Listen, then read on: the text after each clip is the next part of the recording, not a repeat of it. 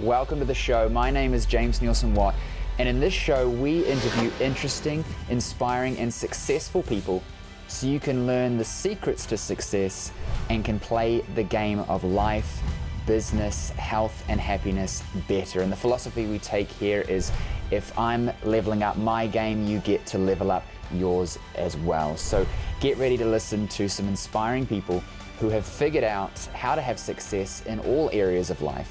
Health, happiness, wealth, business. We're going to be interviewing them in this show so that you can learn the secrets to success that they share with practical advice that you can take and use today. So if you enjoy the show, please subscribe, please leave us a review, and please share it with your friends, because if I can help you and you can help others, then we can help more people together and we can all level up our game together. My guest today is the founder and CEO of Hint Inc., best known for its award-winning Hint Water, the leading unsweetened flavored water. She's been named one of InStyle's Badass 50, Fast Company's most creative people in business, Fortune's most powerful women entrepreneurs, Fortune's most innovative women in food and drink, and EY Entrepreneur of the Year for Northern California. The Huffington Post listed her as one of the 6 disruptors in business alongside Steve Jobs and Mark Zuckerberg. Kara has successfully navigated the world of large companies and startups in many industries, including media, tech, and consumer products. In addition, she is an active speaker and writer and hosts the podcast, The Kara Goldin Show, where she interviews founders, entrepreneurs, and other disruptors across various industries. Welcome to the show, Kara. I'm super excited to have you on. We had some great chats pre-show, and I said, look, we need to get started on this because there's so much gold that's happening. So welcome to the show. Thank you. Excited to be here. Can you give us a little bit of a background on you? I know that you've not just been in kind of the water space, if you will. You've done some other things as well. Tell our audience a bit more about, what got you to where you are now and some of the stuff that you're working on. Yeah, so I'm currently the founder and CEO of this product that is not available yet in New Zealand, hopefully one day soon. But I started this company just over 16 years ago now to get myself off of diet sweeteners. And so I was a Diet Coke addict. I was, drinking it, not actually thinking that I was doing anything wrong or that I was causing any harm. I had not worked in the beverage industry. The only thing I knew about the beverage industry was that I was a consumer. And it was really when I had taken a break from my role in tech, where I had been a tech executive. I had run for a company called America Online, the e-commerce and direct-to-consumer space. And I was there for 7 years and responsible for leading a team that created $1 billion in revenue to America Online. And when I decided to take a break and spend time with my kids, I had 3 kids under the age of 4. That's when I really started, paying attention to ingredients, really for them first. And then after I started kind of catching on to all these ingredients and all these tricks, even in the baby food market, that's when I started looking at my own stuff and starting with my food and realizing that I didn't really want preservatives, and I wanted to really make sure that everything that I was putting in my, not just my kids' bodies, but also my own body and our house, frankly, was just as good as I could to, in order to be healthy. And so I had really focused on the food that I was eating and realized that I was actually doing a pretty good job, and also was exercising. I'd always heard, watch what you eat, watch what you drink. Not watch what you drink, but watch what you eat and also exercise. But it was at the moment when I had almost given up on some of the health issues that I was trying to solve. Around my weight. I'd gained a bunch of weight over the course of my pregnancies, and also my energy levels. And I had terrible adult acne that didn't even have as a teenager, and never really connected the 3 of those things. And during this time that I was taking a break from my tech role, that's when I thought, I'm going to fix these problems. But after a while, I started realizing that it really wasn't so easy and that the decks were stacked against me, even though I had been considered successful and smart, to actually figure out what I was putting into my body. And I mean, it was just a big science project. I felt like when I was reading the labels and kind of seeing, what I was really consuming, it was hard. So one day I looked at my Diet Coke and I said, maybe I should stop drinking that and start drinking plain water and see if anything happens. I don't think I doubted that anything would happen. And when I did make that change, that's when, after 2.5 weeks of just drinking water and eating right and also exercising, that's when I lost over 20 pounds, 24 pounds in 2.5 weeks, which was crazy. And also my skin cleared up, my energy levels came back, and I was stumped because why did that occur? I mean, I was drinking diet soda. Isn't diet supposed to be better for me? And and sort of having this conversation with myself and my family members and sort of, curious why this was occurring. And that's when I thought, obviously I'm not going back to diet soda, but plain water is so darn boring, and that's why I'm not drinking it. So I should start slicing up fruit and putting it in the water, and maybe that will keep me on this path. So that's what I did, and then looked in a store that had just opened, and a nicer kind of specialty store in San Francisco called Whole Foods. And if any place would have a product like this, I thought it was, there. And instead, I was faced with a lot of healthy perception, as I call it, versus healthy reality. And that for me was, you know, really, really concerning because, again, I felt like as a smart individual, it wasn't enough to know exactly what I was buying, what I was putting into my body. And so I don't know, I had this crazy idea while I was taking a break that maybe I should just go and launch this product, because I had been making it in my kitchen. And how hard could it be to launch a beverage company? I call myself an accidental entrepreneur because I didn't even think of, I mean, a lot of people have said, did you always know you were going to be an entrepreneur? Did you always know that you were going to launch a beverage company? Not at all. And I still, when I think about what we've built, which, by the way, in the US is the largest non-alcoholic beverage in the country that doesn't have a relationship with Coke or Pepsi. Um, it's, it really stemmed from fixing my own health, but then also knowing that I could help a lot of other people with my solution that I had created to this problem that I had. And, kind of back to the original question that you asked, that I think is something that has stumped a lot of people, is that I didn't come from the beverage industry. As I mentioned before, I came from tech. I'd started my career in journalism. Uh, but I'd always been curious, and I'd worked or indirectly worked for amazing founders, including Ted Turner, who had developed CNN, and not directly for Steve Jobs, but for people that had worked for Steve Jobs, and then at AOL, Steve Case. So amazing entrepreneurs that were visionary entrepreneurs that saw a problem so clearly. But when I was there and working on their products, there were a ton of doubters.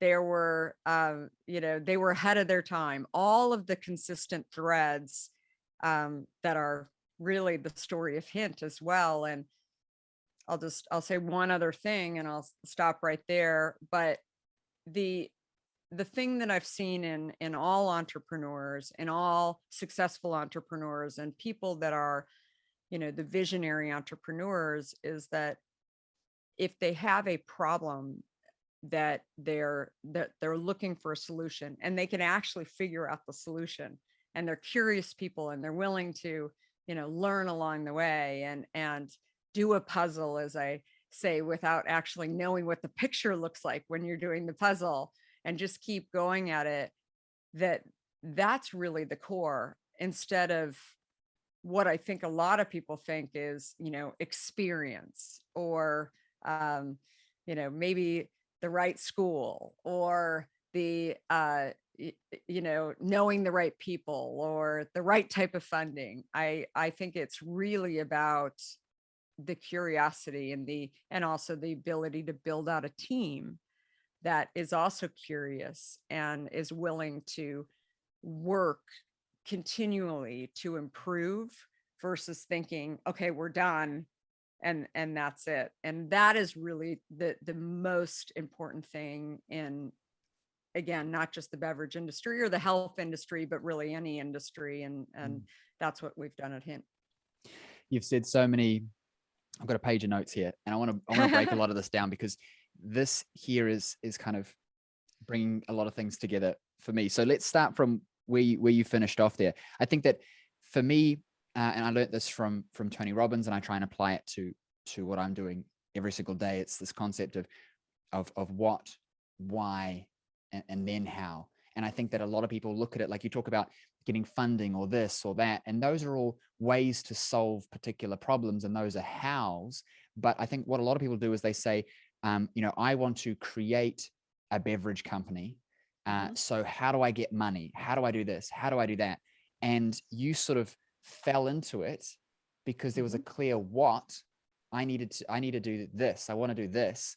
And there was this very strong why behind it, which then meant that you, like you said, you became creative. You figured things out. You were looking at problems differently and looking for solutions, not this kind of, which I think most people do, where they struggle as entrepreneurs. And I think that's maybe because they're not actually entrepreneurs. They're just wanting to be entrepreneurial.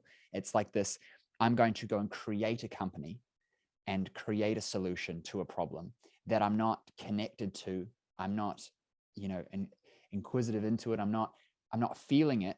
And so there's this constant battle of, I'm going to go and create. And I found that for me, like Gary Vee taught me, document, don't create, in terms of content creation. Don't think I'm gonna make a video and then go and make a video. Just document what I'm already doing.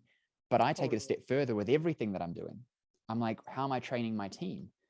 Don't create trainings, go and document training. How am I creating my business? Don't go and create solutions or create a problem and things like that. Create a business. What was my next idea? Right, Like I love existing. Yeah. I love the idea of getting into, for example, product businesses, but I know that it can't be go and create a product business because it's the wrong end. I'm starting at the wrong place. And sometimes we fall into what is right. And you didn't plan to make a water company, a beverage company, but it was what, why, how, everything kind of lined up. Can you speak to that a little bit? Because I know that you interview a lot of entrepreneurs and successful people. I think that the thing that I've just, it, again, starts with curiosity, but also I'm always the person that is thinking about solutions to things that products I don't find in the market, or problems. I'll see the problems, but have you ever seen, for example, when people come to you and say, "Oh, we've got a problem." Like anyone who's worked on my team, I've always said, like, that is the most annoying thing to say to somebody, that we've got a problem, versus actually taking a stab at trying to come up with what you should do, right? Even if you're wrong, actually taking a stab at, here's what I think we should do. What do you think? Right. Frustrates me when my team does that. They go, right? This is not working. I'm like, why don't you try and figure it out? And then why don't right? And I think that is, and this applies if you're a parent as well. When it's a skill set where you want people to go and try and figure out and take a stab at it, because what that really does is it builds resilience, right? And it builds creativity. And maybe I got that from being the last of 5 kids, and my parents were, trying to manage the best they can with all my brothers and sisters. I don't know. But I think more than anything, that curiosity stems from, or leads into, I should say, exactly what you're talking about on developing, this kind of core skill set. But I think that the thing that I guess that just stumbling upon, um, being an entrepreneur too is like Gary Vee says, to your point, it's just that you just have to, you look at your journey and you try and figure out, I think, not only how can you engage your curiosity, but also how do you continue to learn along the way? It's, I was just giving this talk the other day on this topic that when you graduate, from high school or university, whatever it is, and you go out to go and find a role, right? You're told like, go get that first job, or, go figure it out, what exactly you want to do. But no one tells you that once you're in the system, then you want to become a manager, and then you want to become a director, and then you want to, maybe you want to become a CEO. But oftentimes the higher you go, your job is to mentor and manage versus actually learn. And so the challenge is, as you go up, no matter what industry it is that mentoring and managing is awesome, but it truly, the most unhappy people are the people that are sitting at the top, that they're, signing timesheets or, approving something, editing all day long versus actually learning themselves. And so I think that's where we need to get out of that pattern as a society. And so I think that's where I see entrepreneurs, that they've decided, I won't say that they've gotten off the bus, they've decided to take a different train, right, in order to stay on their journey towards learning. And I totally agree with you on stuff that Tony Robbins has talked about as well, that it really does start with your why, and then looking at how do you go and do it, because that's another thing to actually come up with, or even the concept of I'm going to go be an entrepreneur. I mean, that still scares me to this day. Like just hearing that statement when other people say it, or for me to actually say, okay, I'm going to go start a company. Or in my case, I just wrote a book. Like that was one where, I was like, a friend of mine said, oh, are you going to write a book? And I'm like, what? That's way too daunting. How would I do that? But what you do instead is figure out the steps, because if you just start taking steps and you don't stay complacent, that's where I find that you find the best learnings along the way, that you're really that you're not only learning about maybe an industry, but you're learning about what you're capable of. And when you continue to learn what you're capable of, and maybe at times when you have bad days, and you'll continue to have those throughout life, no matter what level, no matter how much your company is worth, or, whatever you do, success also at every single level has challenges along the way. And I think that when you look back on those most challenging times, though, and times when you really kind of tested the system a little bit for yourself, you find what you're capable of. And so often people talk about entrepreneurs as like these resilient risk takers. And what I always see, the lens that I see when somebody says that, is how many times have they failed? What challenges have they gone through? And what if they placed themselves into that has allowed them to actually go and take risks and be relatively okay with it? Well, I think risk is relative too, right? Like, my grandmother would say to me, James, don't get too successful because blah, blah, blah. Or, when are you going to get a real job? Or you need to make sure that you're safe because this thing might happen. And I'm like, I'm so set that, and I'm so, as you said, curious and always looking and watching and learning, that there isn't risk, so to speak. It might seem risky from your perspective because you might think, how does he do this? Like I bought some investment properties, and my grandmother said, well, James, what if the housing market crashes? I said, well, the chance of that happening is extremely low. And even if it does, the way that it's set up, I can fund my way through for the next 5 years and the market will come back. And then in 10 Right. years, my houses will have doubled. So it's not really a risk. But she can't see that the She can't see how. it. And Yeah. because she doesn't know the how, she immediately says, therefore, it must be risky. It can't be done. And when I look at you or anybody that I interview, I look at it and immediately your brain wants to say, well, how do they do it? That's crazy. They must be taking huge risks. And you've just broken it down. It's like, no, I'm just going step by step. And because I kept going, stayed curious, I got to a point now I'm, up the mountain looking back and you're thinking, how'd they get up there? That's crazy. And you're just like, no, I just one foot in front of the other, staying curious, trying to solve problems and learn. And I love it. Yeah.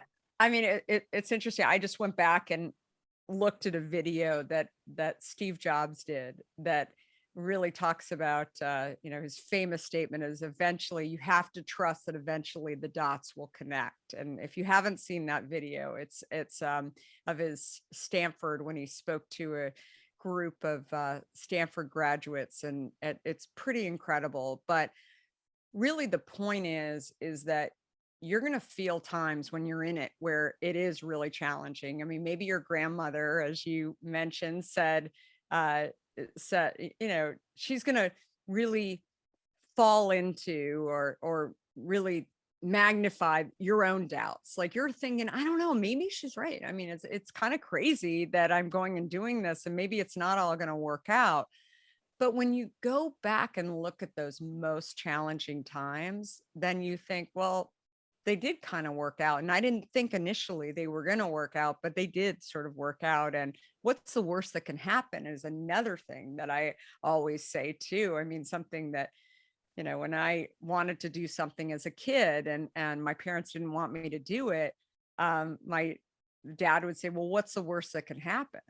And so he made me think about, well, you know, I could hurt myself, I could fall down, I could go broke, whatever it is. And if I couldn't imagine recovering from that, because I really thought that that was a long shot, or that probably wouldn't happen because that doesn't usually happen, then then I could go forward in some way. And I think that, look, family and friends and people that care about you are the worst, right? The They're the worst. worst whenever you're taking risks, because they mean well. They don't want you to take any risks because what you are doing is just fine with them. I mean, when I was a tech executive, I was the youngest vice president at America Online. I was one of the few women at that level. I had, like I mentioned before, 3 kids under the age of 4. I had a nice house, all of these things. Like people were like, what are you doing? Why are you doing this? Why are you going and becoming a beverage executive in an industry that you know nothing about? You're self-funding for the first couple of years. I mean, they were coming at me from all angles. I had people in Silicon Valley who were offering to invest in my company, angel investors. And I didn't want to take their money because I didn't want them talking to me about my company and wanting to, say, how is it going? Did you get into the store? Because I wasn't sure. And I didn't want anybody to join my journey of risk until I was confident that it was really going to work. And that was the phase that I was in. But again, when you have your own doubts and you have people who doubt you, um there it doesn't mean that they don't love you or like you, or it's just that they just can't see the vision, right? They can't see what you're seeing. And I think that's why I just have such a huge appreciation for these visionary entrepreneurs. And when you look through history, I mean, I'm very well read, but also, for me, I've just always been so curious. Like, how did, for example, Ted Turner. I mean, I happened to be in CNN in the early 90s, didn't work directly for Ted, but many, many layers down from Ted. But I remember that he had this idea for this global news 24-hour a day station.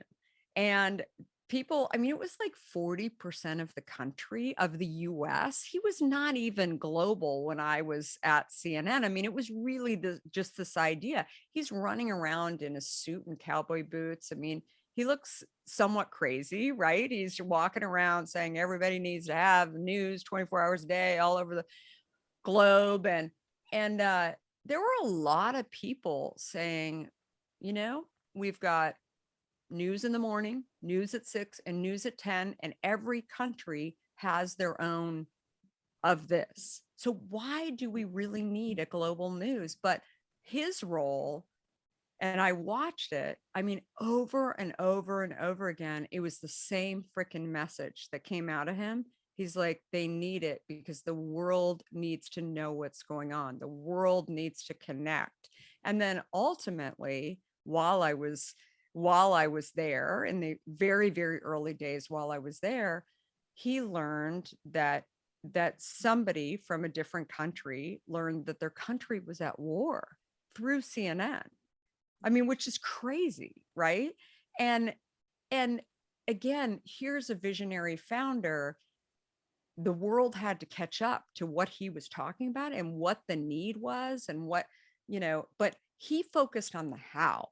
How do I get people to understand what I'm talking about? How do I take the steps? How do I go to cable operators all over the world and get them to, adapt in this way? But there were so many doubters, and that's why when you start to see adaption, when you start to see people picking up on it, and the visionary founders suddenly look brilliant, right?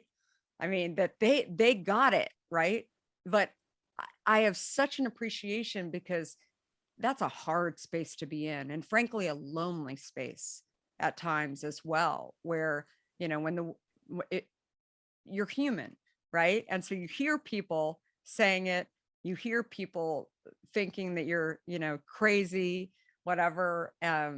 But it's when you finally see the glory, when you finally see that you're getting traction, that's where it really gets exciting, I guess. I think for me, what I learned was I started to understand the game, right? It's like if you're playing Monopoly and you think the purpose of Monopoly is to go around and collect $200. And then I'm telling you, well, if you actually buy these houses or hotels or whatever, when people land there, they start paying you rent. And when you take that $200 and you go and buy the hotels, you make even more money when they land on there. They'll just start saying to you, yeah, but why would you do that? You're spending all your money. You should just keep going around and collecting $200, because that's their frame of reference. And so, of course, when we're starting anything, we're surrounded by our peers, our regular people, and we're trying to step up. In New Zealand, we call it tall poppy syndrome. So in New Zealand, you don't raise your hand up and say I'm good at anything, because there'll be everybody will tear you down. And that's what I appreciate about America, is that there is a lot less of that compared to where I am, and so people can step up and do things and say that I'm good and whatnot. But I think that the point I'm trying to make is that when we're trying to do anything different, there's always going to be people that have our best interests at heart. But I feel like people who have our best interests, like you said, are the worst, because they don't have our best interests at heart. They're not supporting us to go after our dream. They're trying to keep us safe. And that can seem like it's helpful, but it can be a real cancer on you wanting to achieve things, you wanting to feel fulfilled. And I think that when I learned the game and I realized that doesn't make them bad people. Totally. They're not haters who are trolling me. They're just people with a perspective on life that doesn't match with mine, and they're going to do what they do. You know what I mean? I'm not going to ask my toddler for advice around how to run the house, because he just plays with Lego and is going to tell us to just play with Lego or go and eat lollies or whatever, right? Like, he's not going to have the perspective. So I have to realize that I got to find people who think differently. I got to surround myself with people who think differently. And I think that the only time for me when I really listen to what somebody else has to say is when it's somebody that I'm aspiring to be or progress towards, somebody doing what I want to do, and I'm climbing the ladder behind them. I'm learning, and I'm listening to what they've tried that didn't work, and I looked at why it maybe didn't work. It doesn't mean that I'm going to 100% listen to everything they say, because maybe there's opportunity there, but I'm going to listen to that person over mum, dad, neighbor, friend who is not of the industry, has no idea, and has never stepped out and done more than gone to their job. They're wonderful people, but they haven't taken so-called risks. They haven't stepped up in that way. And so often we listen to them because we love them, and it holds us back. Yeah. And yeah, I've No, felt I that think for I myself. think that that's so important. Look, I think there's a few other things based on what you just mentioned too, is that, so often you're thinking about, okay, I need to go and develop the right product or service, and maybe I need to price it correctly, and maybe I need to have the right color or the right labels. All of that uh is part of it. But what I also think about people so often forget is it, particularly when you're creating a new category, or you're a visionary and you've got this idea and you believe that there's other people out there, you've got to find those people. And sometimes that takes a while. And that's why it really is something that I always laugh when entrepreneurs say, oh, I'm going to, start a company and 2 years I'm going to flip it, right? Because you don't really know. You don't really know how long it's going to take when you're developing something new, and when people are going to adapt to it, or how long it's going to take for people to adapt to it. In the case of Hint, just as an example, I knew that we were starting a, unsweetened flavored water, and a new category at this point. But I started hearing from consumers that that they loved the fact that they found this fruit and water product, because one in particular I remember is a gentleman was telling me that he had this disease called type 2 diabetes. Now, 16 years ago, I had never heard of type 2 diabetes. It was about, in the US, it was about less than 2% of the population had this disease called type 2 diabetes. Today, 16 years later, 40 to 45% of the population has type 2 diabetes or pre-diabetes in the US. I'm not sure what it is globally, but it's not good. And Yeah. so what I started to hear from him was that the product I had created, I didn't create it for diabetics, but he saw it as a tool to help him with his diabetes. And so it was at that moment that I started really understanding that I needed to find out more about that audience. I needed to find those people, because maybe I could also help a lot of those people who are also suffering from this disease, but also they don't know about Hint. And so how do I get to them? And so what we did was we started sampling at different events. Like we went to a couple of hospitals, and we reached out, figured out where there were nurses that were dealing with diabetes. We also went to fun runs that were about, getting rid of diabetes, and finding those tribes of people. Obviously, we have a water, so it's a little bit easier to be able to join some of those events. But again, the point really was that it was steps along the way in order to bring these people in. Today, I mean, social media, when I hear that people have an idea for a company and they're, trying to scale, it's like, I think about these audiences and how do you find these people? And I think that so often there's pockets living on all different social platforms or podcasts or whatever it is, where you start to bring these people into really what you're doing, and sharing with them the tool that you've developed without even selling them. I mean, just finding that community that has their ears open to what you're talking about. And so that is like another thing that I think so often that people just really miss along the way too, because that's why things take a long time. It's not necessarily that you can go and spend a lot more money and then you'll get lots of traction, or hire the person who has years and years of experience. It's really about understanding who your, you know, end customer is and figuring out how do you solve problems for them that's the most important. Yeah. And that leads me to how I kind of want to change the conversation here. I've got some interesting questions for you. Why did you not or haven't yet sold out to Coke or Pepsi or all these companies, no doubt throwing crazy numbers your way to say, hey, we'll buy your stuff, because that's what Coke does, right? They just Yeah, buy up beverage companies. it's interesting. I think that one benefit I've had in working at large companies, some of them small and then turning into large companies, is actually seeing the way, I mean, to your point, how the game works, right? And I think it's really challenging when you're in a large company, because especially if you're dealing with a public company where you've got shareholders, you've got a board of directors, that taking risks and being innovative inside of these companies, while there might be some that say, yeah, we've got an innovation team and we're going to go take risks and it's really hard for them to act that way, because there's controls and they have to, again, sell to Wall Street.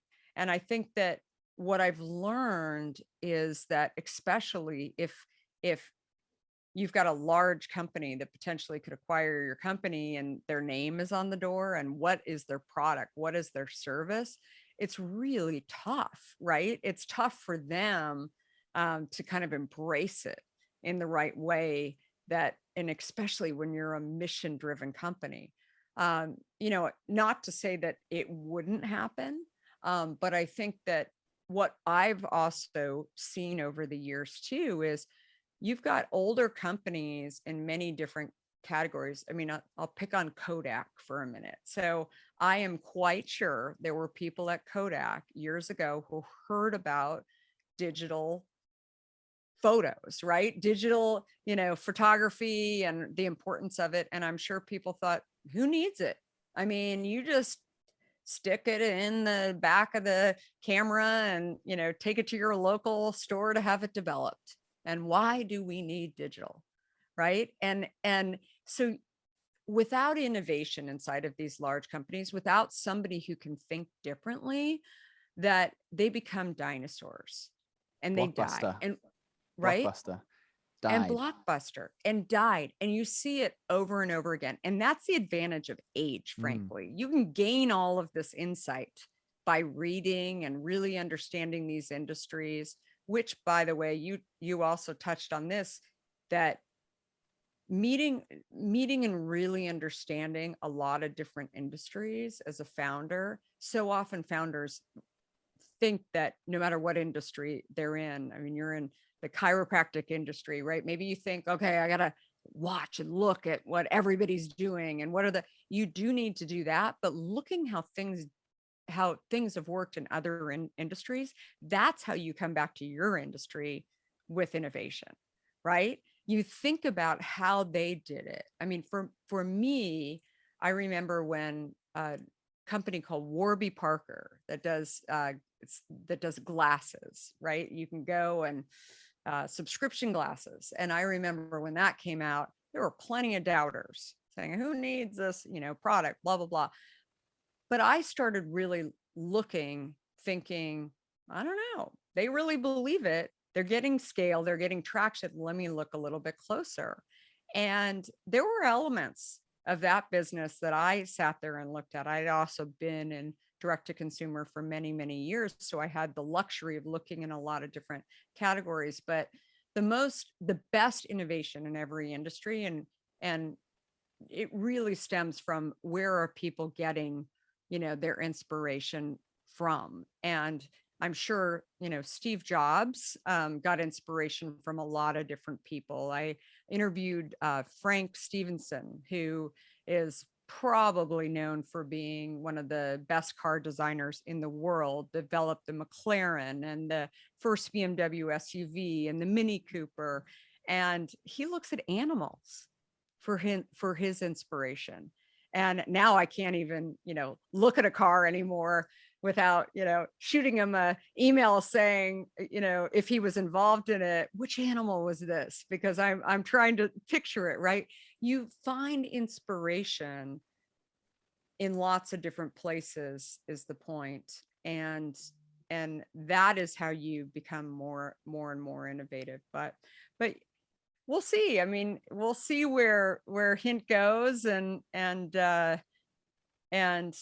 more than anything, we want to be an independent company that is really focused on helping consumers get healthy. I think that if there's nothing that came good out of the pandemic, it's that the world is now focused on health. Everyone wants to stay healthy. Nobody wants this virus anymore. Nobody wants, everybody wants it to go away. And people are really focused on, how do I keep myself healthy? How do I make sure that I'm doing all the right things to maintain health? And I think that, just knowing sort of what happened with our company, we tripled our direct to consumer business over the last 17 months. We grew over 50% just by really focusing on the health aspect of what we can provide for consumers, that we are the tool to help people get healthy. And what's interesting, often the first step, when you think about it, I mean, it's a daunting thing to people when they're trying to get healthy, whether that's losing weight or, trying to control diabetes or change something else about themselves that they don't want anymore. And when they start to see that they can get progress just by drinking more water or drinking a product like Hint, they actually get this feeling that they can, right? There's hope. People have talked to me about, how do you build a brand, right? You give people something that they aspire, that leads them to be able to learn from, to be able to achieve from. I mean, that is really the key to building the right kind of brand. And when you do that, by the way, too, then you're building something that goes far beyond for an acquirer to take somebody off the table, right? At that point, it's a very powerful thing, but it takes time to build that. What I see, and I made this the moment you started talking on our show today, I made this note, and I've gone down the page and then I'm coming back up it. And I think this is a great segue to kind of close off the episode. A lot of people get brand wrong. They try and create a brand when it's not the best time, space, or step to do it. They forget that they have a brand no matter what. You are a brand, whether you're creating it, you're like actively going and creating it, or it's being created for you. I work with a lot of small practices and small businesses, and they talk about a lot of branding stuff, and it's not something that's necessarily going to give them what they're looking for, because they're not at that stage yet. They're trying to build a brand. I'm like, nobody knows that you exist yet, or you can't even solve problems yet. Let's do that first. But I think that the interesting thing that you literally said, and I'd written this down, is that with the right message, with the right brand, your product is the catalyst of change for that person.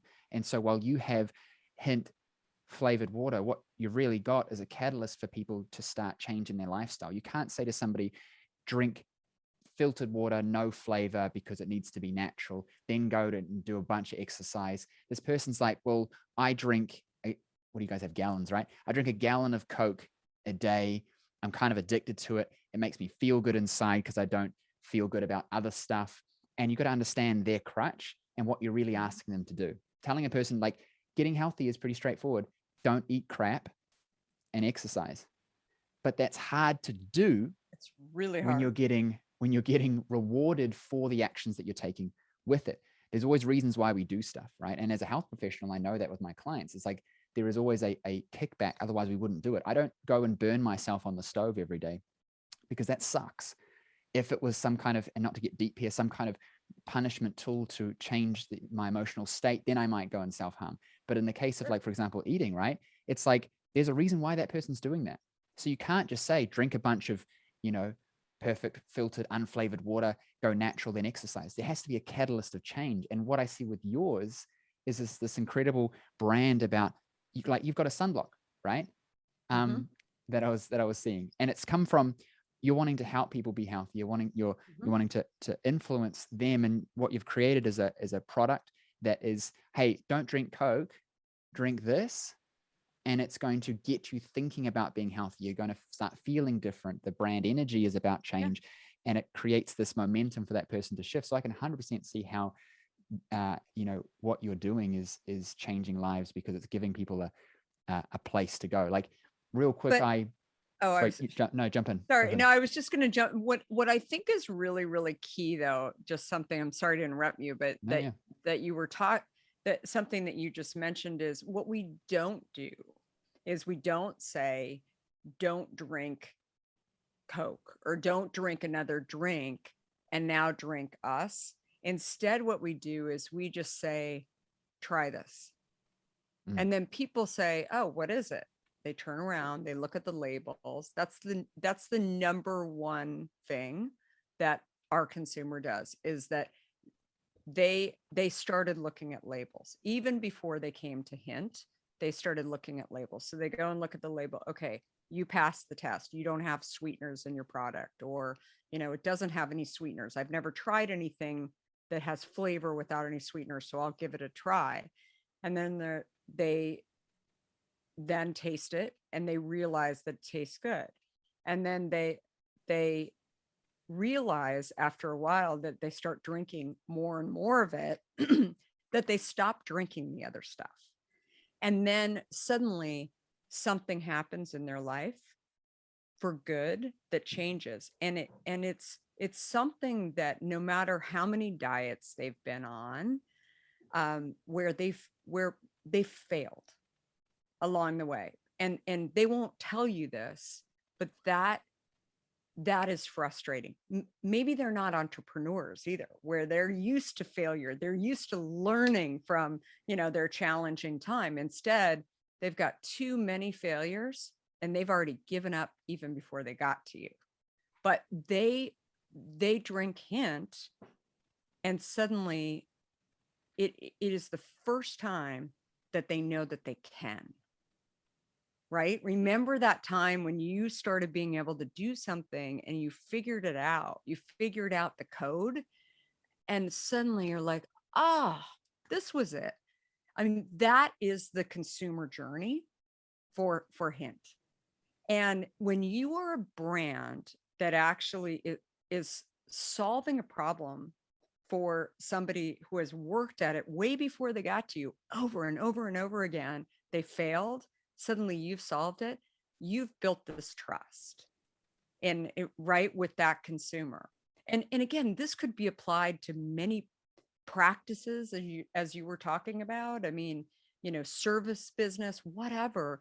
It's when you solve a problem that somebody has been through, that they've failed at, that is such a powerful position. That is a position that it is very, even if they go and try other products, maybe try a different, service or practice, maybe one of your competitors that you worry about, they can come back to you, right? And because they remember what you did for them, right? You don't have to even remind them.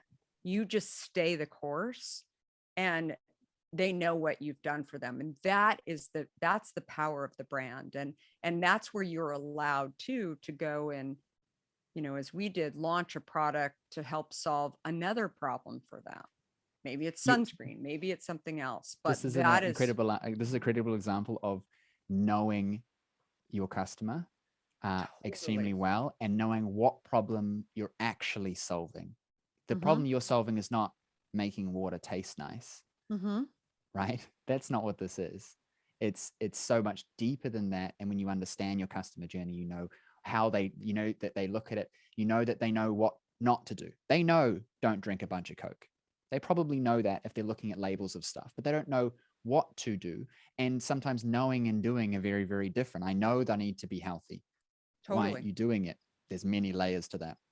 And your understanding of your product means that you're able to actually influence people to go use it and therefore experience benefit from it. And I think that's the key to obviously why you're so successful. And I think that we can all learn from that in so many ways.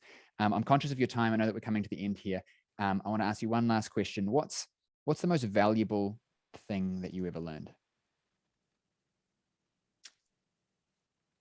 I think one of the most important things, most valuable things that I learned was really on my journey of building Hint, is that not having all of the answers, not having, the perfect experience is actually that's where the curiosity comes into play, the innovation comes into play, and it allows you to think differently and come up with the next big thing. And so it's counter to, frankly, what we teach in most schools as well, that you've got to have all the experience, and that's what allows you to grow. But when you look at where innovation comes from, that's not where innovation comes from. Innovation comes from somebody taking a stab, going on that, taking those steps, going on that journey to, and maybe they're just starting, maybe they're just scratching the surface, but they're actually putting in the hard work to go tackle something that is a problem that they have an idea for a solution for. And so that was really what I wanted to get out in my book as well, that, I've really, really looked and thought a lot about this in every single industry. And the key thing is really figuring out, how do you go and find those innovation, that innovation and the solutions, versus getting blocked by not having all the answers and having the right experience. What I've written down is we're both on Instagram, right? I've written down hashtag stay curious. I think that that's what I can take from that, is always stay curious and be looking for innovation. And I love that. I love that. And I'm gonna definitely use that. Where can our audience connect with you online, grab your book, stay following you? Yeah. So the book is available globally on Amazon or Audible as well, and as well as local bookstores. And it's called Undaunted: Overcoming Doubts and Doubters. And then also I'm all over social media on every platform at Kara Goldin with an I. And I hope to hear from you, and hope you get a chance to listen or read the book and let me know what you think. I really appreciate you coming on the show. Yeah. It's been inspiring for me, and I know that's going to be inspiring for people listening to this. So thank you so much, and I wish you all the best. Thank you. You too. Thank you for listening to today's episode. Everything shared will be in the description of the episode, so you can go and grab that. Now, if you enjoyed the show and you want to listen to more, please subscribe, because every week we're releasing new episodes with inspiring people, successful people, so you can level up your game. So subscribe, and also leave us a review. We'd love to hear feedback about the show and your thoughts and opinions there as well. Now, if you want to have more success, whether it's in your life, whether it's in your business, we run live trainings every single week where you can get access to me to coach you through everything from health, wealth, success, business. We're doing topics on all things that you need to live a better, more inspired and successful life. Live trainings every single week. Just visit jamesnielsenwatt.com/live and you can get access to that. Now, there's also a ton of resources that you get for just listening to the show. All of that will be in the description. So if you're watching this on YouTube, check the description. If you're listening to this episode, check the description. We've got a load of resources there for you to have more success in your life, whether it's relationships, investing, or in business. I'll see you on the next episode. And as always, subscribe, leave a review, and tell your friends, because there's somebody else that needs to be hearing this, and maybe you're their opportunity to help them level up their game.